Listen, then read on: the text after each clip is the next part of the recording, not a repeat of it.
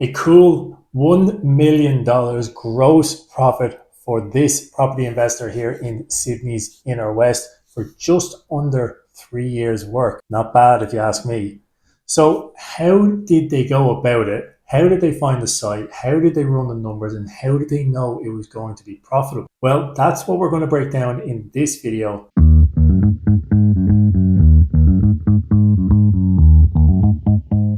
Okay, so this was the property that was bought at 22 Charles Street in Marrickville, 23rd of January 2021, so nearly 3 years ago. And it was sold for just under $2.5 million. When you look at that thing, I'd say there's an awful lot of people who would say, what were they thinking? That was crazy to pay $2.5 million for this. They don't even have pictures inside it. That's how bad it must have been inside. They just have one really bad photo from the outside, and somebody went and paid $2.5 million, and they seen value in it where an awful lot of people didn't. And that's the key. So when we look at this lot size here, 22 Charles Street, immediately the first thing that jumps out to you is the size of it. It's, one of the biggest blocks in this area. They're all very small, skinny. There's a few kind of decent sized ones, but anyone who knows Sydney's Inner West, 600 square meters is pretty decent plot size. And again, sold for just under $2.5 million. And what the developer or investor done, they went and divided it up and built two duplexes on it. And one of them just sold there 2 weeks ago for just over $3.2 million, which is immediately you can tell, they've made some money on this. And the second one, the other half, is on the market at the moment, just got added 5 days ago. So we can assume it's probably going to command a pretty similar price.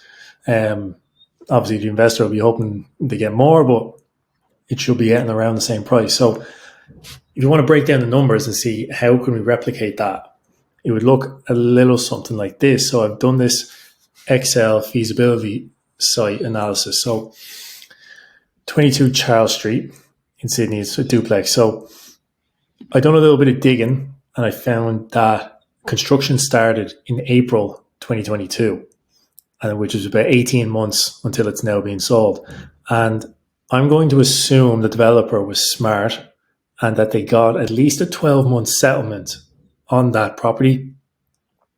The longer the better. And this would obviously drastically bring down their holding costs, because if they're paying a mortgage for the year and 2 months up until construction started, that was going to hurt their pocket a lot. So I'm going to assume they didn't have a bunch of cash just sitting around, and that they were able to negotiate at least a 12-month settlement, which would bring their construction time down to about 18 months, which would really help in their financing. So their income, they sold one for 3.225, and I've highlighted this because it hasn't sold yet, but I'm going to assume the second one sells for the same price. So total income of just under $6.5 million.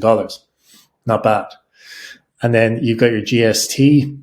So this is going to be based on all their costs and their purchase price and their selling price and everything like that. So that's done. There's a little bit of a calculation up here. And here's their cost. So their purchase price, they've got a land purchase price of just under $2.5 million.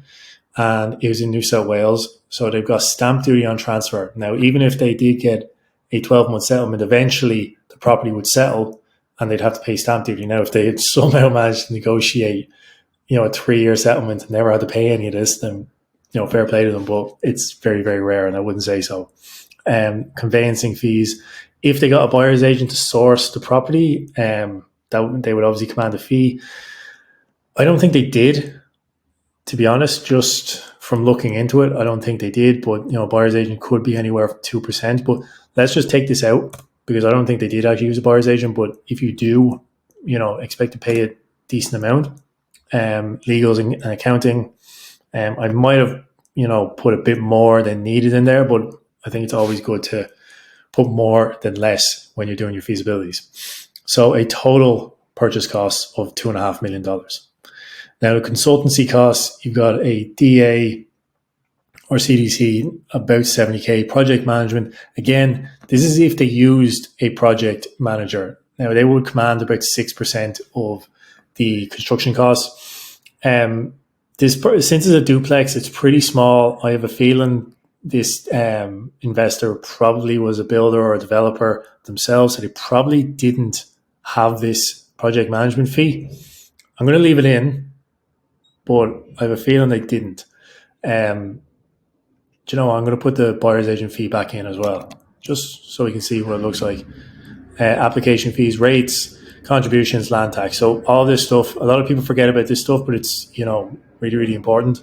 So total costs, $240,000. Now the construction, 20K demolishment. Nobody wants to keep that house, and a construction cost of about $1.8 million. Total construction cost 1.82, and a 10% build contingency. So a lot of people put 5% in here. I think that's silly, especially when you're seeing how crazy the construction industry has been in recent times. So many builders going under, and we've seen supply chain issues and rising costs of materials. So I think you want to be putting at least a 10% contingency in there. And that's giving you about 200K contingency. Conveyancing, $3,000. Your selling fees, sort of depending on the agent, different agents command different fees. But a top agent, is probably commanding about a 3% fee. You might be able to negotiate it down because, it's 2 sales rather than 1. Maybe, well, let's say worst case scenario is 3%. So they're taking nearly 200K home, or at least to the agency. Marketing about 10K if you want to advertise in that. So a total of nearly $210,000. Now, the finance, this is where I kind of had to make some assumptions. I'm assuming they finance this on a 70% LVR. So they contributed 30% equity themselves. Again, just an assumption that could be wrong, but that's how most banks will want, at least a 70% LVR. Some will even want 60. So these numbers might need to be changed, but that's what I'm going with. Your establishment fee and the interest rate, I'm going about 7%. Now, if you go private finance, that could be a lot higher because maybe you want to go at a higher LVR.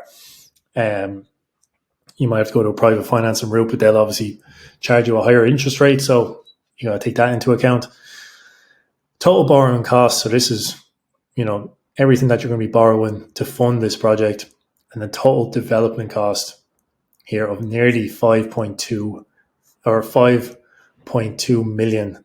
So quite a lot. And then your borrowing interest. So this is dependent obviously on the interest rate, but also on the amount of time. So 18 months that they're going to be holding the property for. So that's why it's really, really important, because if you change this, they held it really for about 34 months or so. If you change that, like if they settled on it immediately, borrowing interest pretty much doubles. So if you really want to negotiate that part and make sure you get, as long a settlement as possible, at least 12 months really. So you can see now it's 320. So the difference between settling in 12 months time and settling now is $300,000. Like, so you want to avoid that as much as you can. And a profit margin there of nearly $1 million. Margin on development costs, 18%, which is just absolutely cracking. Now, I have a feeling this was a investor / builder, and I don't think they use a buyer's agent. So I'm going to nullify both of those things, or at least they paid themselves the project management fee. They can pay themselves the BA fee as well if they want. And that brings that well over $1 million to a 22% margin. So but the thing is, like, even if you hire a buyer's agent because maybe you value your time and you don't want to be going out sourcing properties and talking to agents and everything like that, and you get the buyer's agent in, get them to do it, and you also get a project manager in as well to do it. Even with those substantial fees, or an extra $160,000 in fees, the project is still massively, massively viable. Like $950,000, nearly $1 million profit margin. Now, there'll be tax and stuff and capital gains and stuff after to consider as well, but most developers are looking for 15% margin. Here you've got 18, potentially more than 20 if you've done it all yourself, you sourced it and project managed it yourself. And that's just phenomenal results. So well done to this developer, and it just got me thinking, where else can you do this? Can you replicate this?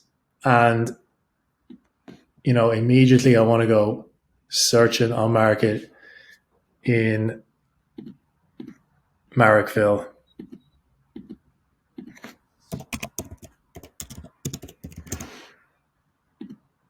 Let's look at Marrickville.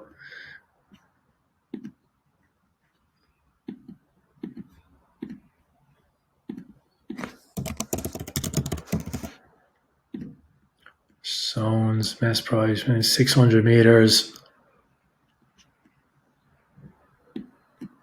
Search. This is on market now, by the way.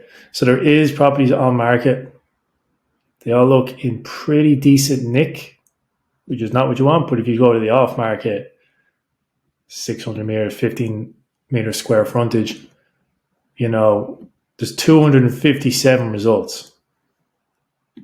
Now, are you going to tell me not one of them would sell? And all you need is one. Only one of those sites that you can replicate. Now, 3 of these are huge, so we'll forget about them. But from here down, perfect. Right for the picking.